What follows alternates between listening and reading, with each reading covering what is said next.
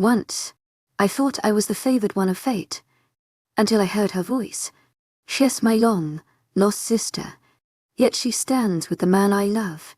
Her voice is so beautiful, as if she had never left, but I can only envy her happiness in the dark. Chapter 55. A few drinks later, Jackson's eyes light up with a scheming glint. Hey, why don't we send Nora to talk to her? Her and Mel were close. She might just be the ticket. The Alpha, his authoritative presence filling the room, considers the suggestion. Do you think she would do it for us? Jackson, ever supportive of the Alpha's plans, replies confidently. I know she misses her. If you Alpha order her, she can't say no. Mind link her now. If she says no, I will order her to do it. The Alpha's voice carries a hint of manipulation. Nora enters the office, her posture tense. Just the person I want to talk to. Yes, Alpha. What can I do for you? Nora's tone is cold, her dislike for the Alpha and Beta evident in her eyes. The memory of how they drove her away still fresh in her mind. The Alpha leans forward, his voice smooth yet commanding. We found Leora. She doesn't want to come home. I want you to go to the pack she's in and bring her back. Just talk her into it. Nora, her loyalty to Leora conflicting with the Alpha's request, asks hesitantly, To my agent extraordinaire, Madeleine Nilban, heartfelt thanks for your unfailing patience, enthusiasm. What if she doesn't want to come back? That is your job. Figure it out. Make her want to come home. Give her a good reason. She's so soft-hearted. Any sob story will do. The Alpha's words drip with calculated intent. Nora's determination shines through as she responds. I can do that. I know Leora better than anyone. If you want her home, I would be most likely the only one that could talk her into it. When do I leave? The Alpha explains the travel options, and Nora ups to drive, her independent spirit showing, as she leaves the office with the card. Hope looms in her chest. I hope this is the last time I will ever have to see both of their faces. If Leora will take me in, I am out of this pack forever. He even gave me the gas for the trip. Nora's spirit soars as she pecks, her mind filled with thoughts of reuniting with her soft, hearty friend. The prospect of escaping the manipulative clutches of the Alpha and Beta fuels her enthusiasm. If I hurry, I might get out of here in a couple of hours. That would even be better. This thought spurs her to move even faster, her actions driven by the promise of freedom and the reunion with her dear friend Leora. While Nora is packing, she keeps thinking about her and Mel. I hope she didn't forget me. When I finished high school, I went to be a nurse. I found that I really like taking care of people. It is just rewarding. Shit, I should call Mom, especially if I am not coming back. Mom, they found Leora. How is she? Is she doing all right? I don't know. The Alpha is sending me to where she is to try and talk her into coming back. He gave me money and all. Phoebe almost screamed in the phone. You can't do that. They will make her life a living hell. Nora rolls her eyes. Lucky her mom can't see her. I know, Mom. I am not brain dead. Did you forget I was here the whole time she was mistreated? You know Leora changed your life, and a lot of others. She needs to stay away from Kale. If she will have me, I plan on staying with her. My hope is her pack will take me in. If they don't, then I am coming down by you. I can't take this pack anymore. I know you miss her and it would be nice if you stayed with her, your dad, and I can come and visit. If it doesn't work out, you know that your father and I wanted you to come with us. I understand you stayed in case Leora came back. Drive safe, call me, and let me know what is going on. I love you. I love you too. I begin to think about what my mom said.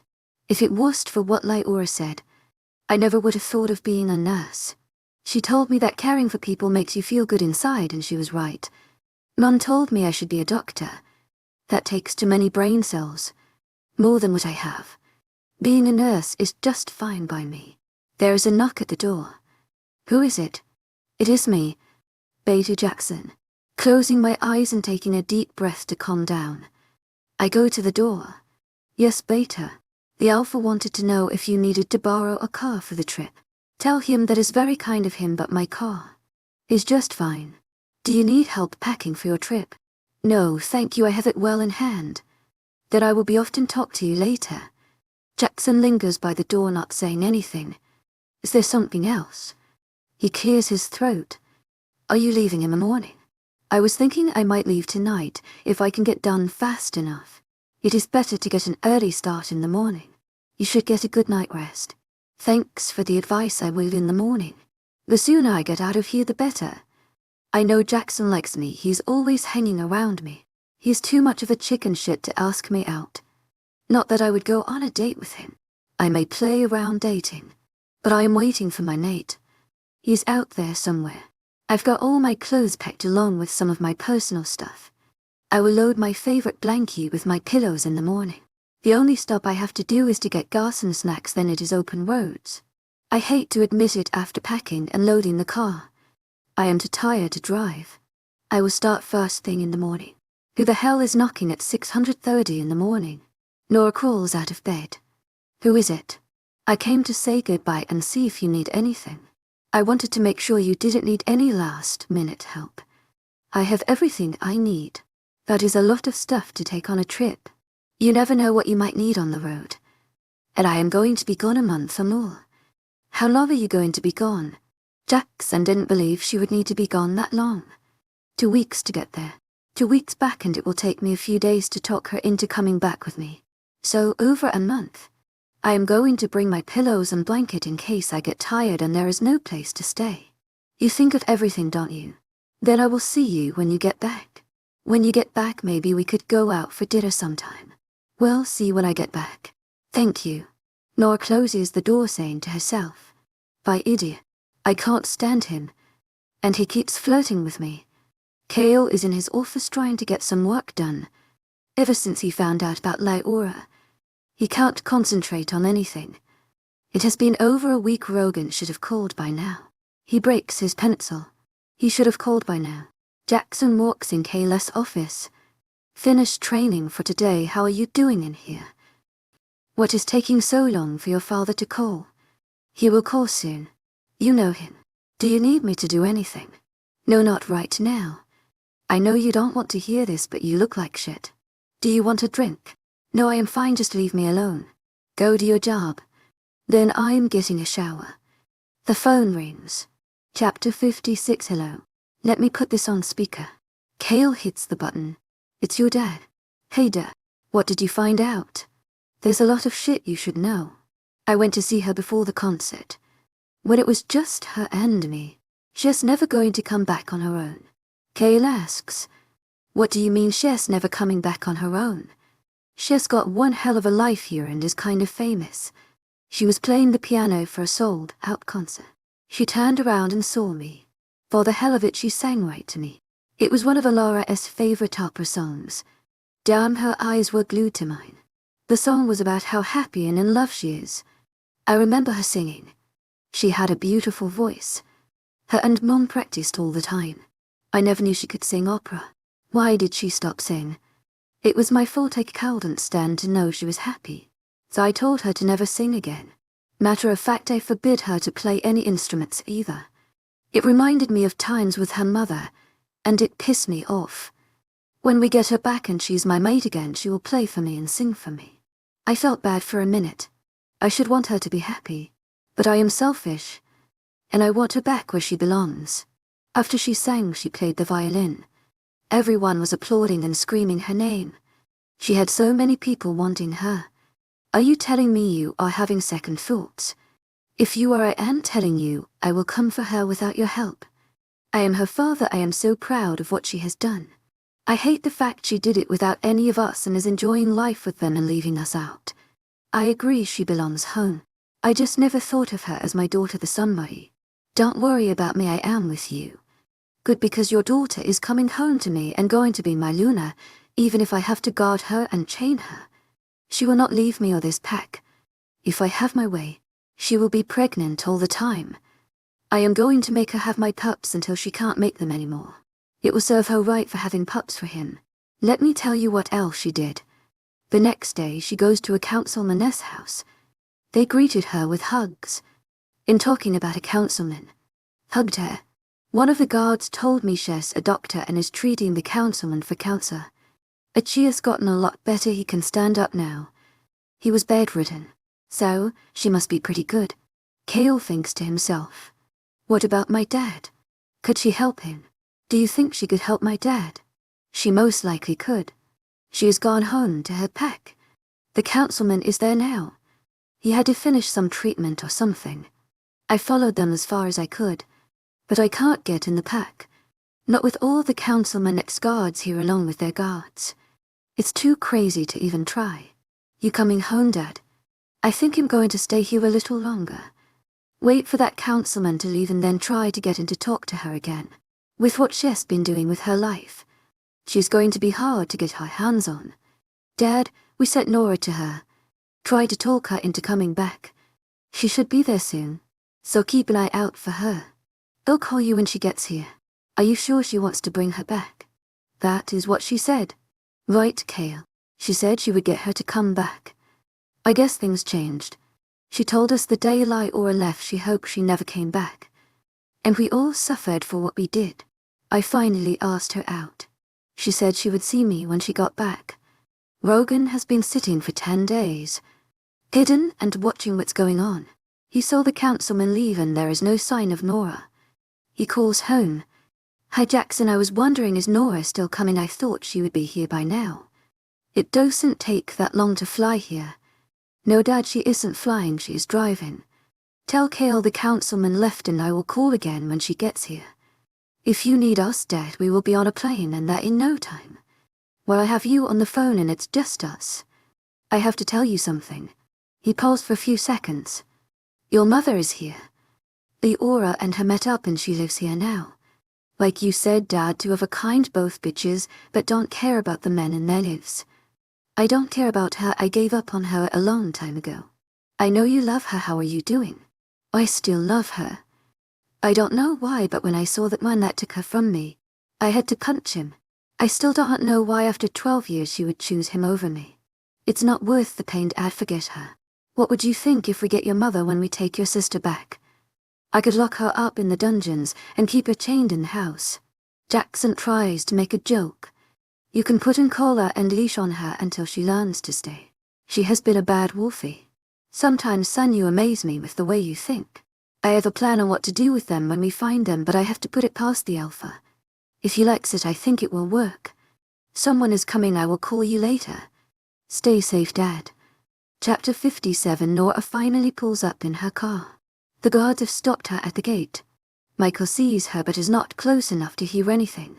I have to get closer so I can hear what they are saying. Hilo crawls hiding behind the brush and trees. Until he is close enough, he can hear what the guards are saying. Michael thinks to himself, these guys are so stupid. You never leave underbrush near your entrance. I have been doing this for the last 2 weeks and they don't even know I am here. If this is how they protect their pack, we are going to get in and out with our prizes. They will never know what happened until it is too late. Nora smiles and tells them, have you come to see Lyora? Will you please tell her that Nora is here? Wait here, please. He mind leaks Lyora. Nuna, there's a woman at the gate that wishes to speak to you. Did she give you a name? What does she look like? Yes, Luna, her name is Nora. She is a little thing about your size with dirty blonde hair and pretty blue eyes. Lyora raises her eyebrow. That has to be my Nora, only she would get a man to fall for her that fast. I will be right down. Have her wait. 5 minutes later, Lyora comes out the gate with Popperthorn, along with an extra few guards. Nora sees Lyora and starts running to her. Lyora, I've missed you so much. Popperthorn steps in front of Lyora and won't let Nora touch her. Lyora puts her hand on his shoulder. Popperthorn, it's okay. This is Nora, my best friend for life. Then squeezes past him to hug Nora. I've missed you too. How did you find me? That idiot Cale sent me here. He thinks I'm going to bring you back to the pack. The eye gives her a strange look. Nora laughs. I hope you got Paul here, because I want to stay here with you. I should have gone with you when you ran. I never should have let you go on your own. Nora's laughter turns to tears. Lyora hugs her tighter. Let's go to the house. We can talk. Let the guards drive your car. You can ride with me. The fucking idiots, I knew she would love them, she hates us. Only reason she stayed at the pack was for Lyora. Rogan crawls and hides until he's clear of the guards. He needs to get cleaned up and call his stupid son. Jackson, I want to talk to the Alpha and you. He is in his office. I am heading there right now. He knocks on the door. Kale, Daddy's on the phone. Get in here and tell me what is going on. This waiting is getting harder by the day. I have bad news. Your plan kind of backfired. She isn't talking her into coming home. She's going to ask them to let her stay. The Aura reached out and hugged her to pieces, then escorted her personally through the gate. What? Kale glares at Jackson. I didn't know she would do that. Jackson says in his defense, stop arguing. It gave me a plan. What if I play nice and talk my way in there, at least see what is up with them? It wait a few days to let things settle down first. Kale tells him, that is a good plan. I'll wait then see if I can get in. Let's see if I can't trick them into believing I just want to be part of her life. Do what you can do. We can take her if we have to. Kale said with a lot of anger. Alpha, I want to tell you something. My wife is here. If we take Lyora, I want to take her. It shouldn't be that hard to take her too. If you two are getting the woman of your dreams, I should get mine and bring Nora back. Kale rolls his eyes. If we can get here, then yes, we can bring all three back. Uncle Thorne, it has been 6 weeks since the concert. I am beginning to wonder if they are coming or not. They haven't given us ad problems, not even a phone call. I know it's strange after everything Rogan said. They aren't around. We need to keep our guards up and make sure we don't let them fool us. I have to go to this meeting in town. I am only an hour away, but I don't feel right leading her and the kids. He had put it off twice, and it was to get a business started in the city, and he had to okay things. Every time he postponed this trip, the place cowled and token. You have to take care of business, we got this. Brandon says as he walks in on their conversation. Eth glares at Brandon. Uncle Thorne, you sure you can handle the kids and Lyora? Keep them safe, I mean. Boy, will you just go before I have to put you over my knee. And you know I can do it. Papa Thorne, what is wrong with you? You know you would hurt your back picking up that big baby there. Lyora teases as she comes down the stairs. Ethan glares at Lyora this time. I don't like leaving you and the kids with us whole out there somewhere. Don't you leave the pack and stay either at home or the hospital. I forgot to follow you, and with Uncle Thorne you should be safe. Brandon is staying in a guest room to be a little safer. Stop worrying. I will be fine here. The sooner you leave, the sooner you will be back. I love you. I kiss Ethan and wave goodbye. Ethan isn't even out of the pack. And he is on the phone. Dad, I'm leaving. You have the pack, make sure they keep an eye out for Lyora and the kids. Son, I know how to take care of things while you are gone, and Lyora will be fine. Try to relax. Chapter 58. 2 hours after Ethan left the guard's mind link me. Luna, there is a woman at the gate and she is asking to talk to you. Barney, ask her what her name is and why she wants to talk to me. Also, what does she look like? Luna, she said her name is Nora. And she grew up with you and misses you to pieces. Her words, not mine. She is your size. Dirty blonde hair and pretty blue eyes. My Nora, could it be her? Only she could get a guy that fast. Could she be here to see me? I had to go and find out. Tell her to wait there. Papa Thorne, come here. I want you to come with me to the gate. You are not going anywhere near that gate. Do you hear me? Papa, it is Nora. She came to see me, she said she missed me. I have to go. I remember you talking about her. The guard said she is at the gate. I want to go see her and see what is going on. Give me 5 so I can set up some extra guards. He showed up at the house with 5 more guards. That along with the 4 Ethan assigned me and Papa Thorne. We looked like we were going to war. Mel's heart almost stops. The face I have missed so much. Looking at me with that funny little smile that makes her so cute. It's her Papa Thorne. Papa grabs my arm. Don't get out of the car until the guards are in place. This could be a trap. I was like a little kid on Christmas morning. Norris all I or get out of the car. She started to jump for joy and run into her. Lyora. Then Papa Thorn got in between us. When I put my hand on his shoulder, that is my Nora.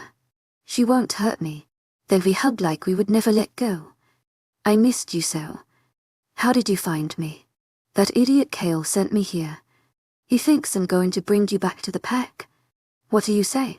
Sadness went through me. I took a half step back. Nora starts laughing. I hope you got Paul here, because I want to stay here with you. I should have gone with you when you ran. I should never have let you go on your own. Nora starts crying. I hugged her tighter, relieved she was not helping them. Let's go to the house. We can talk. The guard will drive your car. You ride with me. Papa Thorn keeps staring her as we drive. He doesn't trust her. Mind links me. You're being foolish. Don't trust her this easily. Take her to the pack house, not yours. Not until we find out her real motives. I give him a look that tells him she is crazy. Nora, come on, we can sit in the living room and talk. Do you want something to drink?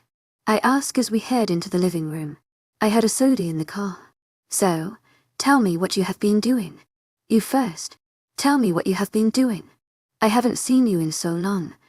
How's your mom and dad? They're in Florida. They moved about 6 months ago. Here, look. I'll show you. Nora takes out her phone and thumbs through her pictures until she finds the one she wants.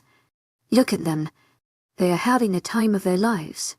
The picture was of her mom and dad in very loud, colorful shirts, sunglasses, shorts, and oversized hats sitting in beach chairs by the water. They love it down there. They haven't changed much. So you do not have anyone left at the pack anymore? No, it's just me. I was actually away at college when they decided to move to Florida. They waited till I was done and got home first, but they let me know that as soon as I was done, they were going. They wanted me to go with them, but I was waiting for you just in case you came back. You know, it's all your fault. It's my fault. You and your talking about helping people. Now look. I'm a nurse. Mom wanted me to be a doctor, but I told her that was too much. While you are a nurse, that is great. I have been working at the pack hospital for 6 months now. I'm trying to think if there is anything else, but not much else has happened. I want the dirt. What about guys? Anyone special? I did meet some cute guys at college. There was this one guy, he was so dreamy. He had blonde hair and these blue eyes that you could swim in. Nor fake swooning after she describes him. She always was a little over-dramatic. You haven't changed much, have you? I like me like this, she says, grinning. Why should I change? She winks at me. That is my Nora. Well, any boys at the pack you like? Or did the cute guy follow you home? They weren't werewolves, so I didn't let them follow me home. Plus, they weren't my mate, so I didn't bother. Tell me about you now. All I know is that you got found, and they want you to come home. They didn't tell me anything but that. Well, I found my mate for the second time. She is the alpha of this pack and I am the Luna. I found my mother. Or should I say she found me? How is that working out? Great, she moved here to be with me. She didn't want to leave me. But that is a story for another day. That's crazy. I never expected that. Not with the way she left. She didn't leave me. They beat the stuffing out of her and wouldn't let her take me. There's a lot more, but this isn't the time. How did you get here? This is a nice place and you look good. They must be treating you right. I found my Papa Thorn at the truck stop and he has been a blessing. If I know him like I do, HES on the other side of the wall listening to make sure I'm safe. Suddenly there is a muffled grumbling sound from the other side of the wall. Nora starts to giggle. That is so cute. I call him Papa Thorn because he is the closest thing to a father that I have ever had. She is the one that brought me here. My mom moved here with her mate a little over a year ago, and I got a little sister. Her name is Carly. She's 7 years old now. The alpha was complaining that you have pups with him. Is that true? What made him say that? When you found your second mate. He was curled up on the ground reeling in pain. The doctor said that since he rejected you it shouldn't hurt too bad when you were marked. But since he was in so much pain you had to be pregnant. Their bond was breaking with him too. When they were born. You had them in April or May, I think. That is when he got pain again.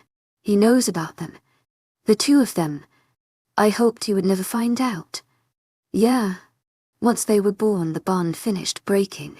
So, he says he has got the kids with you. Because he had the separate attacks of pain. But I didn't believe him when he said it. That's why I'm asking, I guess I'm just being nosy. I look at her. Well, the doctor is right. I do have the children. I was pregnant and didn't know it when I left. Can he take them from you? We might have to kill him if he can. There is one thing I know for a fact: he is not father material. He is useless. According to the Wolf Council. When he rejected me while I was pregnant. He rejected them. When I mated with Ethan while I was pregnant. They became his. That's Wolflaw. To my agent extraordinaire, Madeleine Nilbe. Heartfelt thanks for your unfailing patience, enthusiasm. I have had 3 more since then. What are their names? Wyatt and Haley are the twins. Hope, Sophia, and Phoebe are the triplets. Nora is looking at me funny. I named one after your mother. She was good to me and helped me as much as she could. I saw what a wonderful mother she was to you. She would love that. Nora wiped her eyes, trying to hide the tears she felt like crying. When I told you that I wanted to come here to stay, I meant it. The only family I had at that pack was Mom, Dad, and you. I don't want to stay there. I don't want to move to Florida. I have missed you so much. I want to stay with you. If you want me. Mom even said they would come visit if I stay. She misses you too. To my agent extraordinaire, Madeleine Nilben. Heartfelt thanks for your unfailing patience, enthusiasm. What you? I place my hand on my chin as if I'm thinking really hard about it. Don't you want you? I don't know. I have to think about it. Nora smacks me with her hand. Smart ass. To my agent extraordinaire, Madeleine Nilben. Heartfelt thanks for your unfailing patience, enthusiasm. I want you. You never had to ask. Papa Thorne walks in the room. You're not making the house any bigger. She needs to find a room somewhere else. His face is so serious I had to tease him, making puppy dog eyes and pouting. Please, little one. You know I can't handle those faces, so stop. No, Papa Thorne. Nora will have a room here at the pack house. I'll have some of the young gazer help you unload your car and settle you into a nice suite. That's great. After the car is unloaded. I could use a nap. It was a long ride. Come for dinner and meet the family. Ethan won't be home. He's at a meeting. Mom, Gareth, Carly, and the babies will be there. You'll have Papa Thorne come and get you. We aren't that far away. Thanks, Mel. I am so glad we are together again. I really did miss you. Then gives her a hug as she goes out to her car. Chapter 59. After talking to Nora, I went to the office to talk to Alistair. Can I talk to you for a minute? That is a silly question. What's up? You know that my friend Nora came here today. She seems to be the same girl I have left behind. She acts the same and feels the same to be around. I want her to join the pack. But I don't know if I totally trust her. I can't say I blame you. That pack did you wrong. How do I find out if I can trust her without hurting her feeling? There is no reason for this feeling. She was my only friend and she helped me. I think when she said they sent her, I put my senses on alert. I don't know for sure. Has she ever let you down? No, she always stood beside me. The night I ran, she didn't tell them. And she gave me all her savings. So I had extra money. Her and her mom kept me alive in a sense. That is why I don't understand this feeling. Could the feeling just be you don't trust anyone from that pack? That fear is being put on her. She did tell me they sent her here to talk me into leaving. She just wants to stay here with me. I think you need to treat her like the friend that she has always been and not think the worst of her. You are most likely right. She wouldn't hurt me like that. Thank you. Alistair, come to dinner and meet her. I will happily come to dinner and meet your friend. Papa Thorne yells through the house that he was back with company, coming out of the kitchen with Mom and Gareth. I want to introduce them to her. Nora, do you remember my mother? And this is Mom's mate Gareth. No, I don't, sorry. But it is nice to see you. It is nice to see you again. Nora, it has been a long time. Well, I happen to be starving. Papa Thorne complains. Can we eat now? Not yet. Alistair is not here yet. He is always late. He grumbles. I am not always late. You just like to complain. Alistair says as he walks in the front door. Go sit. Mom and I will get the food. Gareth, will you get Carly for dinner, please? Now you get to meet our other little angel. Elara is beaming with pride. Nora sits next to me and Alistair. This is Nora. My friend. Nora, this is Alpha Alistair. My father-in-law. Nice to meet you. Nora, I have heard so many nice things about you. Nora nods to him and doesn't say a word. When have you been shy or this quiet? He won't bite. I am not used to Nora being this quiet. The aura stop, I am not that talkative. I like talkative people. You always know what they are thinking about. Alistair tells her. To my agent extraordinaire, Mylene Noble. Heartfelt thanks for your unfailing patience, enthusiasm. Well then, it is nice to meet you and I am so glad to be here. That is more like it. I tease her and nudge her on. You told me about the babies. Where are they? I can't wait to meet them. I fed them earlier so we could eat in peace and enjoy our meal. They will visit with us later. Halfway through the meal, Nora's phone rings. When she looks at it, she freezes. It is from Kale. If I answer this, can he Alpha order me to say or do anything? I will hang up for you. So I should answer this call. Yes, answer it. Alistair encourages her. Hello. Then she puts the phone on speaker. I heard what you did today. Kale is yelling at her. What did I do? You don't plan on coming back. Do you? I don't. And I never did plan on coming back from the day I left. Who do you think you are playing with? In telling you right now you will come. Alistair closes the phone, so she didn't hear the rest of the order. Thank you for that. Give me your phone and I will make sure he will never call you again, and as soon as Ethan comes back you will join this pack. He will never order you again. Thank you so much for that.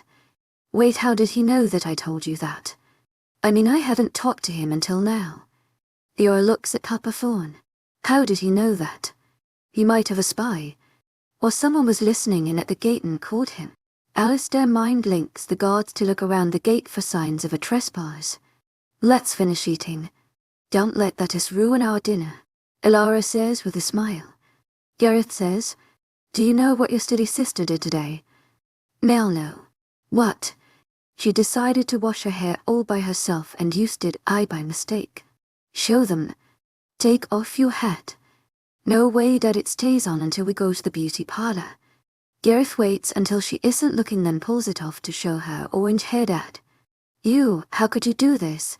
She pouts. This changes the mood at the table. The conversation lightens up. When everyone had finished eating, Nora helps clear the table and do the dishes. I was going to have the nannies bring the babies down if you still want to see them. Of course I want to see them. I can't believe you have kids. The twins ran down the steps and the nannies carried the girls. Meet my little pack. Wyatt and Haley, come over and say hello. I want you to meet my best friend, your Aunt Nora. Hi guys, you both are so beautiful. How about tomorrow I take you out and get some ice cream and a present? You can take me to a toy store and pick out whatever you want. They got to hugs and big smiles. Shit. I didn't think, is that all right with you, Lyora? Of course it is. Meet the girls. This one here is Phoebe. She was our surprise gift. Nora furrowed her brows. Surprise. They said it was twins and it turned out to be triplets. Here, this is Hope. She is named after Papa Thorne's wife, and this is Sophia. She is named after Ethan's mom. Chapter 60. The kids are shot. Let me take them to bed. I will be right back. After an hour the kids were tired, and Lyora took them up to bed with the nannies. Her little sister was following behind. I wanted to thank you all for making me feel comfortable being here. It means a lot to me. Leora, I have been close for a lot of years, and I have missed her. You were friends when I was still at the pack. It is nice to know she had at least one friend. Nora listens to the sounds coming from the nursery. Her voice is so calming and beautiful, just like when she was younger.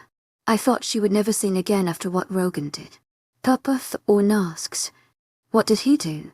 She didn't tell you, no. She doesn't talk much about what happened. He choked her so bad that she couldn't talk for at least 6 weeks. All because she was singing in her room, the basement of the pack house. He was not nice to her. He has done a lot of things to her.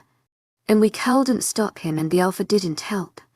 All we could do was try and help her get better. The aura was coming back down and stepped on a toy and almost fell. Be careful you don't want to break your leg again. Hell, your father really messed that leg up. The doctor told you to be careful with it. He said it would never be as strong as it should be. Your father broke your leg. Elara was pissed. The aura glared at Nora. It was an accident. The hell it was. He broke your leg on purpose to teach you a lesson. He wanted you to move faster and kept pushing you no matter how hard you tried. He pushed until you couldn't take it anymore, then smacked your leg with a wooden rod.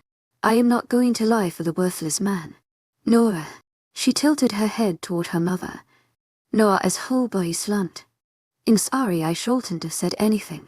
I just get so mad at them. And my mouth starts running. Elara looks over to Nora. Thank you for being there when I couldn't. Thank your mother too. The aura got a smile. Do you remember what your silly mother did? That stupid pink cast with paint kale pictures on. Mom set it in a batch of cookie dough and baked me a cast. She slid it over the pink cast so you would eat some whenever it got itchy. Those were some of my best times. The doctor said I had to stay with you and your mom for a month. The aura teared up, not able to fake it anymore. Nora held her. You're safe now. Please don't cry or I'm going to fall apart. Come on, Chikapi. We are stronger together. The aura looked in her eyes. And with Hichikachi, they realized everyone was looking at them. I am sorry, it has been a long day and I must have been more tired than I thought. Elara was crying. It is my fault he did that to her. It isn't your fault at all. He was a mean man. And you can't change that. Nora says with conviction. This is all my fault. I should have left the past in the past. We can't change it and you don't need to relive it. I should keep my mouth shut. Forgive me. Papa Thorne is sitting there mad and sane time. He saw the reports but never completely understood what it must have been like for her so young and so hurt and scared. It is getting late, why don't we call it a night? That is a good idea. Nor you have been driving for days, go get some rest. I will see you after rounds tomorrow. Papa Thorne, will you take her back for me? I am going that way, I'll take her. Alistair gets up and pats Lyora on the shoulder. It will be all right, promise. Come on, Nora, you look plumb worn out. Nora got up and hugged Lyora, then hugged Elara. I am sorry. You have nothing to be sorry about. Get some sleep. Tomorrow, if you want, come for lunch. Lyora will be working. I live across the street. Alpha Alistair will point it out for you. You'd like that. Chapter 61. When everyone went home, I went to bed and dreamed of the times when my father hurt me and mistreated me. I was tossing and turning, then woke up screaming out in my sleep. Stop, I am sorry. Ethan ran in the room and held me, trying to calm me. I'm here. You're safe. I am not going anywhere. How did you get here? I couldn't stand to be away from you, so we left as soon as the meeting was over. Yora wrapped her arms around him and held on like her life depended on it. I'm here, I won't leave you. He picks me up, lays me in the middle of the bed with his arms wrapped around me. He held me all night. Enthusiasm. In the morning, I woke up still in his arms. The handsome man I was so lucky to have in my life. I was so blessed to have him, so happy he was given to me by the moon goddess. Ethan opened his eyes to seeing me watching him sleep. Good morning, beautiful. How is my beautiful wife this morning? Good morning, husband. It is so nice to have you home. Then I started to kiss him, then run my hand down his chest, telling him without words what I wanted. An hour later, we came howling out of our room dressed and ready to face the day. Alistair came to the front door. I need to talk to you both. Remember the phone call last night? Well, we had them check to see if someone was out there. They found claw marks and footprints 25 feet from the gate. Anyone that close could hear what was said. Not knowing what was going on asks, "What are you talking about?" "Nora has come to join our pack and stay around me." "The Nora from the old pack?" Ethan asks. "The one and only." What is this about someone listening to what conversation? "Baby, I have to go to work. Let Dad explain it to you. I need to get to the hospital." Passing the pack house on the way, Nora is sitting on the front porch. "Hey girl, what you up to today?" "Just sitting here. A little bored. How would like to help at the hospital? I work with cancer patients. We are thinking of opening up a cancer wing. That would be nice. Do you need help at the hospital?" "We always need help at the rate we keep taking in patients from other packs." The hospital had around 20 people in the cancer ward and another 15 in the recovery ward. Most of them were cancer patients. We do have a few that had injuries from accidents or from training too hard. Nora looked around at the way this place was set up. "This is amazing. You have such a well-equipped hospital. How do you afford all of this?" "We don't charge for our treatment of the members of other packs. A lot of them make donations of equipment or other supplies. The council has also set up an allotment for the hospital. They like what we are doing and want to help. I have helped some of their members or their family members. We have become quite well known in a short period of time. Well, if you need me, I am more than willing to help you. I will talk to the head of the hospital on your behalf. Come make rounds with me. Then we'll go home and have lunch. I am going to your mother's for lunch. I will join you, she won't mind." Ethan comes to the hospital to see me. He wants to discuss what his father told him about Nora and the people outside the pack. I'm just about done my rounds when Ethan sees me. Then he catches Nora walking with me. Not sure if he trusts her all the way. His father thinks she's a good person and that they can trust her. But when it comes to me, he is always going to be a little overprotective. "Why are you here?" "I wanted to see my mate. I wanted to talk to her about security. From now on you will have guards following you everywhere, even in the hospital." "I can't have them in the hospital. That's not going to work." "Have you met Nora yet?" "Don't change subjects." "Lyora." "Hello, Nora. We're going to get security for you whether you like it or not." Nora steps in. "Lyora, I know what they think at that pack. They are not nice people. You need security, because no one should trust them. You're supposed to be my friend and stand with me, not him. That's why I am your friend. I want you safe. If he is right, then he is right. Listen to him." I turn toward Ethan. But they don't come in the patient's room, they stand outside the door. Ethan reaches down to put his arm around me. I think having Nora here is going to help. I slap him playfully. Nora is looking at her hands, fiddling with them. "Alpha Ethan, I know you don't know me well, but I would like to become a member of your pack. I miss my best friend, and I want to stay here where I get to see her." Ethan acts like he is thinking hard about her question. "I can't see why we can't make you a member. I think it will make Lyora as happy as it will make you. One more thing. Alpha Ethan, I want to do it as soon as possible. When I was in the other pack, they Alpha ordered me, and I had no choice but to rat her out. That's how they found you were in Texas. I'm so sorry, Mel. I couldn't help it. No matter how hard I tried to fight it. I was stronger than the Alpha." Nora's expression was full of regret. "I let you down. I understand. You have too many good things you have done for me to worry about me holding that against you. We can do it today in the office. Right after lunch, we proceed to walk back to the house talking about our plans at the hospital. Just enjoying each other's company. After lunch, Nora walks me back to the hospital. "I can see why you are so happy. You finally got the family and mate you always wanted and deserve. I am lucky he is mine. It will be your turn soon. I don't know when it happens. Until then I will have some fun." Chapter 62. Cale is sitting in the hospital with his father, who can't get out of bed anymore. Kevin is smiling at him. I have a beautiful son. Now you need to find yourself a Luna and build yourself a life. I don't want you to worry about this old man. I'm going to find a doctor that can help you, Dad. Just don't give up. I've got to get to the office. I'll come visit you later. Kayla's face is showing his stress. I love you, old man. You just worry about getting better. As for me, I think I found my Luna. It's a surprise, so don't ask who. Sitting at his desk doing paperwork. The phone rings. Kale answers it. He's sounding really down. Hello. To my agent extraordinaire, Madeleine Nogan. Heartfelt thanks for your unfailing patience, enthusiasm.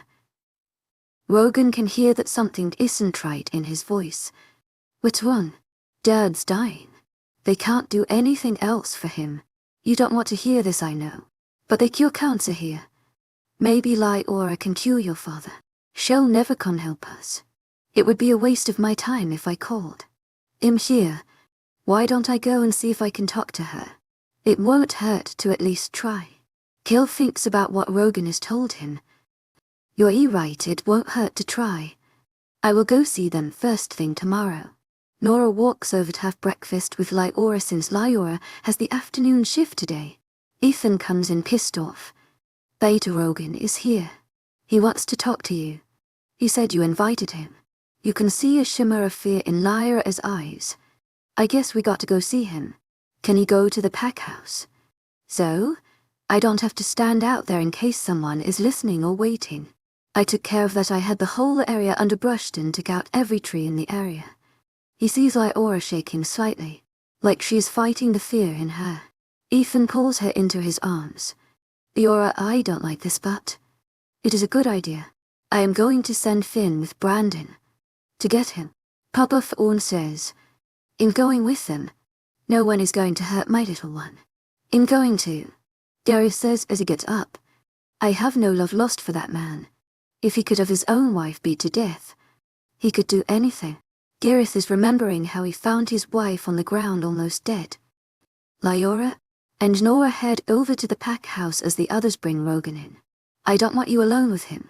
If he asks, the answer is no. At the gate, Rogan gets a grin when he sees they cleared out the woods. I'm here to take you to the pack house.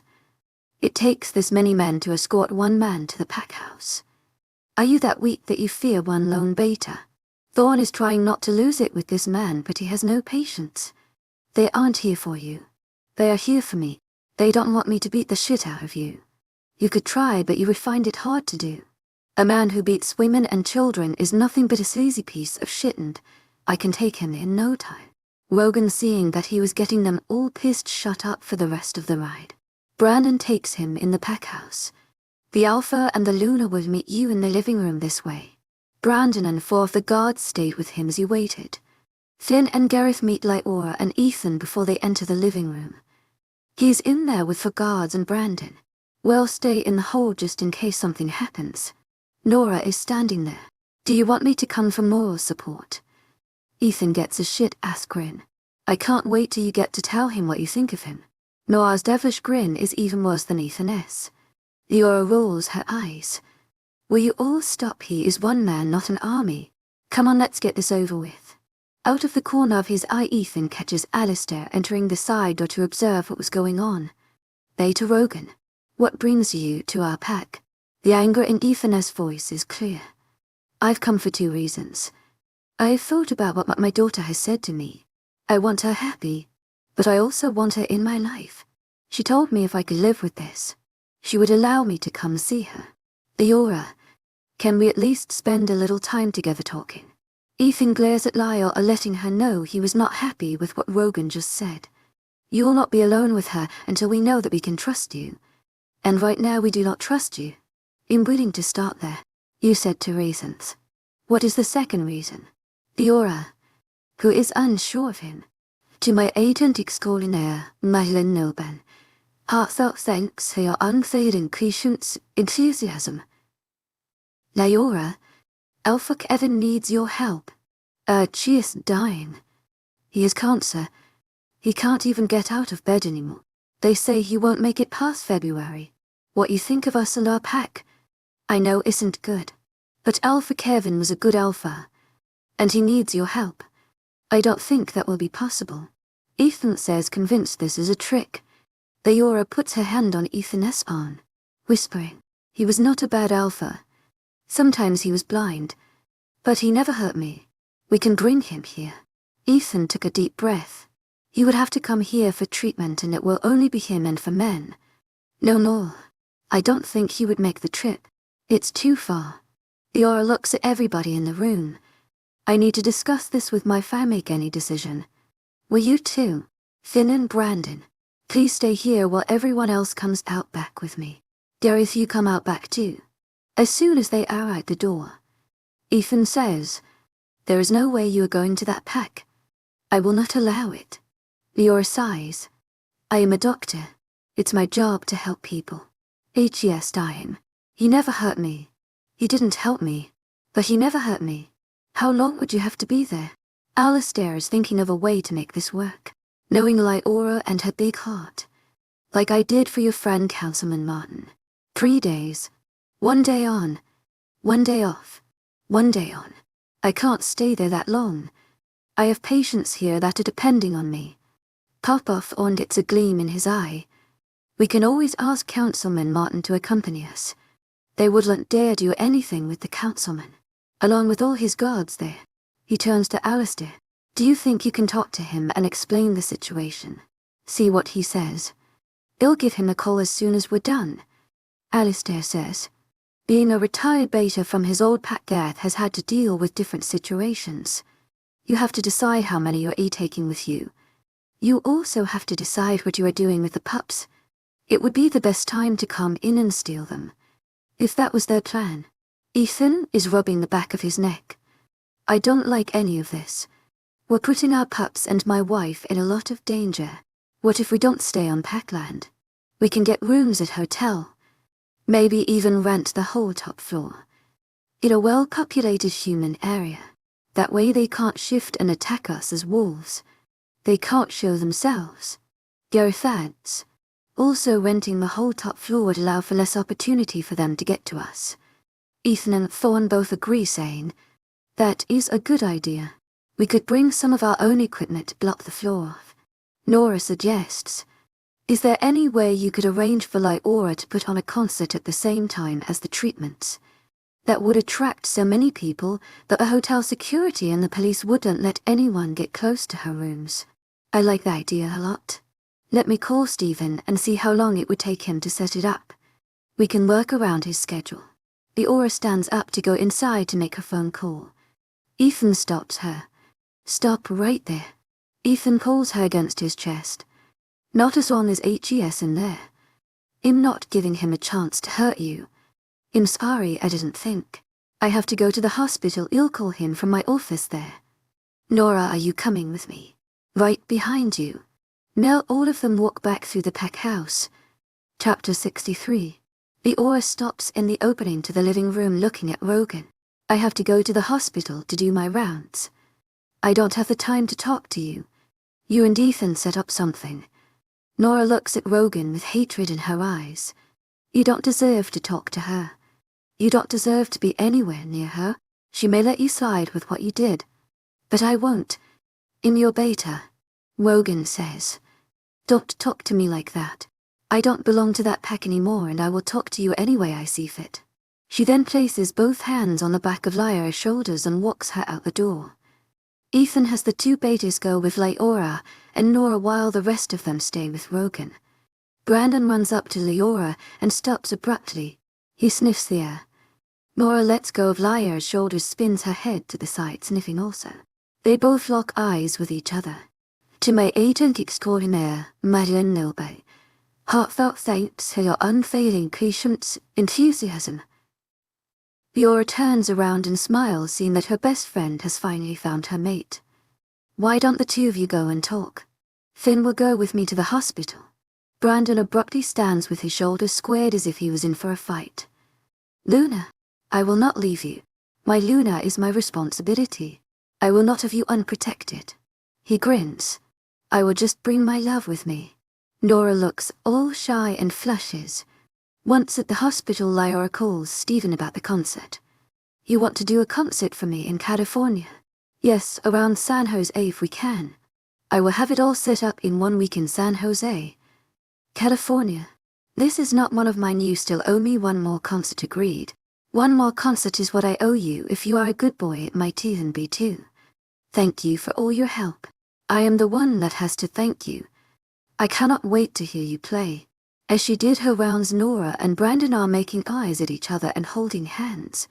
Finn tells them, "You need a room." This has Nora blushing again. Alistair has gotten up with Martin. Ethan Martin said he would love to come along with his wife. To hear Lyora play would be a highlight to their outing. This whole time Rogan is sitting in the living room waiting for someone to tell him what they have planned. Papa Thorne is talking with Gareth about everyday things when Alistair comes in and tells them it was a go on his end. Not wanting to let Rogan know that the councilman was coming, Rogan decides to talk to the others. "I am curious, how did my daughter get here?" They each stare at him, then Papa Thorne speaks up. "I brought her here. She came to me as I was driving truck at one of the truck stops and asked for a ride. You just give random girls a ride for no reason. She looked so scared and so alone I couldn't leave her there. It took 2 days to get her to tell me her story. And it took 4 hours for her to stop crying from all the pain you and your pack gave her. How could anyone do what you did to her? You only heard her side. You don't know ours." Rogan is being defensive. "Then tell us how a 10-year-old needed that kind of treatment." Alistair spits the words out in anger. "When her mother left, we did not have a Luna. She was our Luna for all purposes. Then she decides to leave. She left us high and dry, then wanted to take my kids. Do you think I would let that happen? She never stopped crying for her mother. All she did is talk about that bitch. So I lost it in all the pain I was in." Gareth growls at him for calling his mate a bitch. "That is my mate, watch your mouth." After a while the Alpha set her up in the basement to get her away from me and stop grieving for her mother. I was not in my right frame of mind. Papa Thorne sounds off. So it gave you the right to break her leg and her arms twice. Not to mention all the bruises. Oh yes, the way you choked her so she could not talk for what was it, 6 weeks. You lose the one you love and see how you react. Don't you tell me about loss. I lost my wife and child and never once did I treat a person like that for 8 years. You were grieving that much. Tell me why you didn't treat your son like that." Gareth states, "You will never understand. Forget it." Just as the yelling was over, Lyora and the other 3 came in. Seeing all the tension in the room, she asks the men to come outside with her, leaving Finn and Brandon and Nora to watch her father. Once outside, she tells them Stephen can set up the concert in a week. It will be in San Jose, 40 minutes away from the pack. Is that a good distance from them? That should be fine. It won't take us too long to get back. The plan is coming together. I'll have Dad set up the hotel now so we can have the top floor. After all the talking is done, Ethan says, "Let's send him on his way, and we could go have a nice peaceful dinner."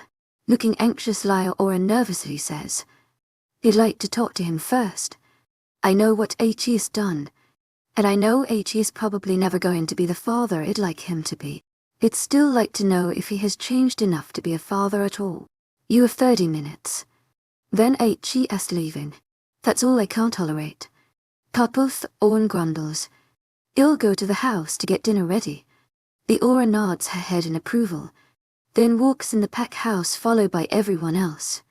Sitting on the couch next to Rogan on an angle so she can look right at him. "Are you done being angry at me?" Rogan lowers his head, acting like he regretted what he'd done. "I'm not angry at anyone anymore. I would just like to meet my grandpups, spend some time with you, be a part of your family. I know I threw my family away a long time ago.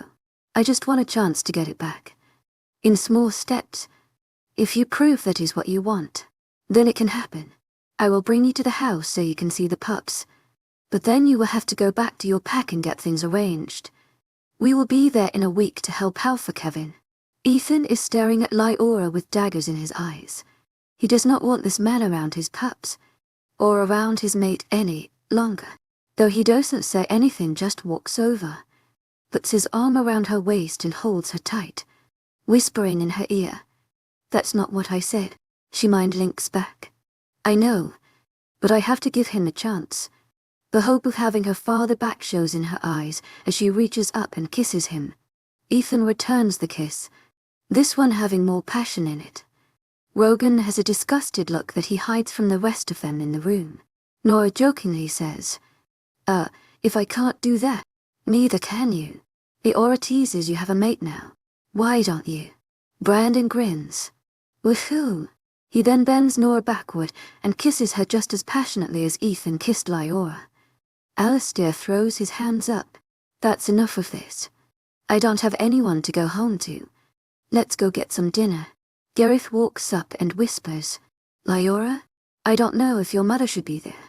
Lyora whispers back, shit, I didn't think of that.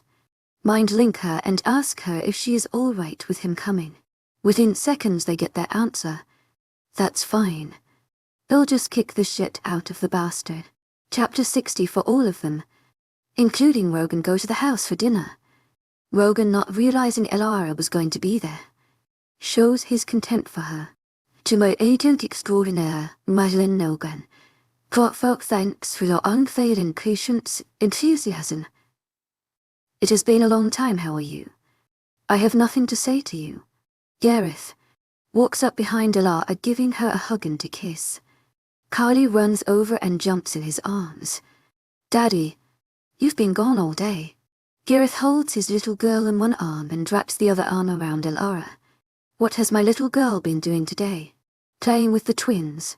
They get into a lot of trouble. They need me to help them. Finn gets every owner's attention. Since we have all these happy couples, I would like to tell you all something. I have found my mate. She is a violinist that I met at Lyra's last concert. She will be here tomorrow to visit us. Alistair walks over. It's about time, you old geezer. Old geezer, you are 10 years older than me. Don't you think it's about time you two old farts get one? Finn teases Alistair and Thorn. I have the only girls I need and 4 of them are upstairs sleeping and the other is here laughing at me. Everyone is laughing.